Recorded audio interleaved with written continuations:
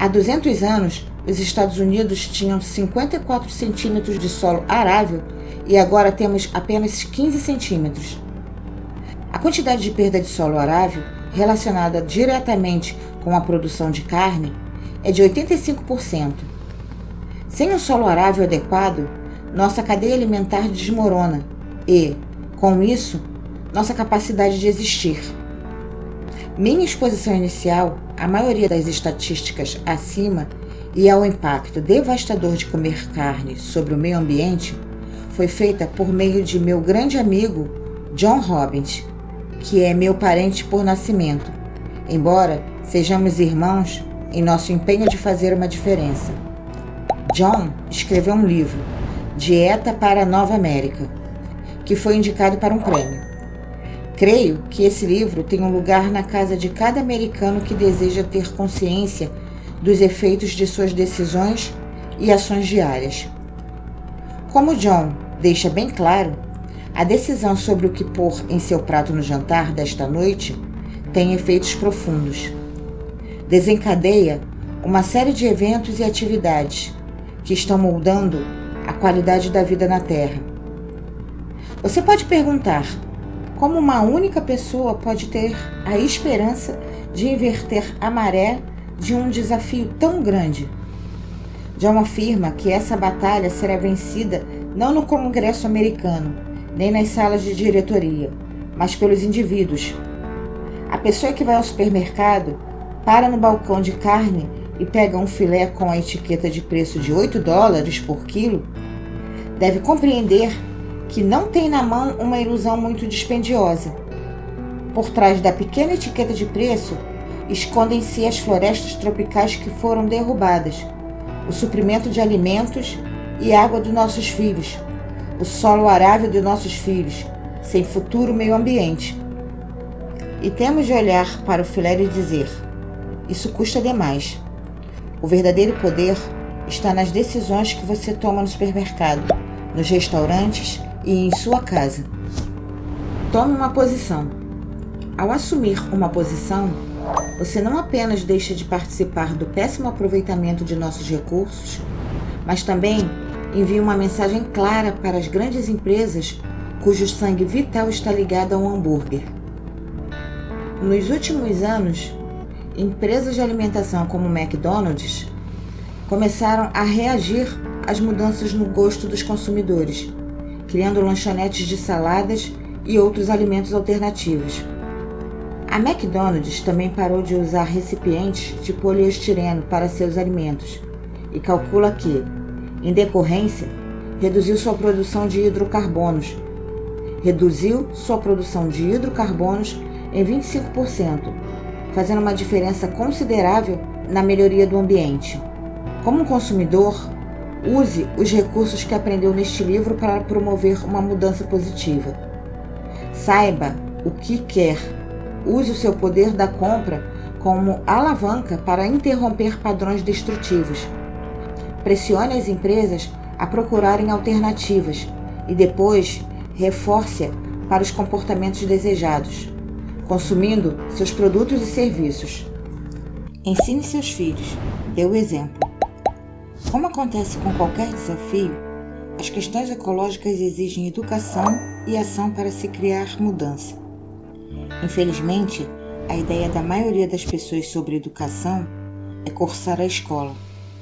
Param de aprender assim que se formam, ou mesmo antes de se formarem. Da mesma forma, muitos professores que começaram com a visão de fazer uma diferença acabam caindo na armadilha do desamparo adquirido, em decorrência de tentarem lidar com políticas administrativas insensíveis e por não estarem preparados para tratar com as personalidades e questões da vida real confrontando seus alunos. Ao longo deste livro, no entanto, você tomou conhecimento de muitos modelos de excelência com os quais podemos aprender. Mas como você e eu podemos fazer uma diferença? Podemos assumir o papel ativo na determinação da qualidade da educação de nossos filhos. O professor de seus filhos poderia se beneficiar pela compreensão do poder da pergunta, metáforas globais, vocabulário transformacional, valores, regras e condicionamento? Partilhe o que aprendeu e poderá fazer alguma diferença de fato nessa área. Mais importante ainda, devemos ensinar a nossos filhos as consequências de suas ações. Devemos torná-los conscientes para o impacto que exercem no nível individual e local e, por conseguinte, o impacto coletivo ao nível global.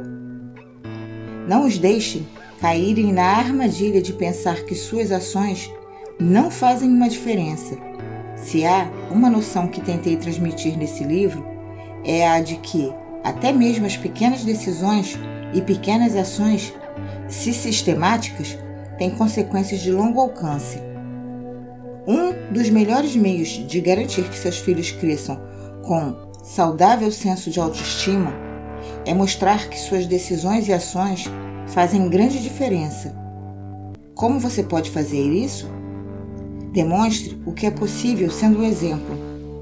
Demonstre para seus filhos o efeito de fazer perguntas fortalecedoras, viver de acordo com valores e regras que escolheu conscientemente e usar todas as outras estratégias que já aprendeu. Há muitos meios pelos quais podemos contribuir. Não precisamos esperar até termos um plano grandioso para fazer a diferença. Podemos causar um impacto imediato fazendo as menores coisas, tomando decisões que às vezes podem parecer insignificantes. É verdade que a maioria de nossos heróis se esconde por trás do que parecem ser pequenos atos, efetuados de uma maneira coerente. Olhe ao seu redor. Há heróis por toda parte, mas não os conhecemos com os louvores que merecem por realizarem suas tarefas todos os dias. Os homens e mulheres que trabalham como agentes policiais são claramente heróis. Protegem-nos, criam um senso de segurança para nós, mas muitos os consideram como inimigos. Os bombeiros são heróis, mas não os consideramos assim, a menos que nos encontremos numa situação de emergência. O mesmo se aplica aos motoristas de ambulâncias, telefonistas dos centros emergenciais, conselheiros de crises e uma porção de outros heróis anônimos. O simples fato de estar preparado pode fazer toda uma diferença. Por exemplo, como você se sentiria se alguém sofresse um ataque cardíaco em sua presença, mas você tivesse um curso de ressuscitação cardiopulmonar e soubesse o que fazer? E se os seus esforços para manter o sangue circulando, apesar da aparente ausência de sinais vitais, permitisse salvar uma vida? Posso garantir uma coisa: o sentimento de contribuição que você obteria dessa experiência lhe proporcionaria um senso maior de realização e alegria do que qualquer outra coisa que já sentiu na vida, maior que qualquer reconhecimento que alguém poderia lhe dar, maior que qualquer dinheiro que poderia ganhar, maior do que qualquer realização que poderia alcançar. Esses são apenas alguns dos exemplos mais dramáticos. Há outros meios pelos quais você pode contribuir? Pode apostar que sim. É possível ser um herói pelo simples fato de se tornar um construtor de pessoas, isto é, notar as pessoas ao seu redor, oferecer-lhes apoio e estímulo, ou um lembrete de quem realmente são. E se você fosse a um supermercado e, em vez de andar a esmo das alcachofras para as abóboras, notasse e cumprimentasse cada pessoa porque passasse com um sorriso jovial? E se oferecesse um elogio sincero a um estranho? Naquele momento, poderia mudar o comportamento das pessoas a tal ponto que transmitisse o sorriso ou o elogio a quem encontrasse em seguida? E com seus filhos? Não poderia ocorrer uma reação em cadeia como resultado desse único ato? Há muitos meios simples de fazer uma diferença. Não precisamos sair e salvar a vida de alguém, mas talvez fazer as pessoas sorrirem seja salvar suas vidas, ou pelo menos levá-las a desfrutar a vida que já têm.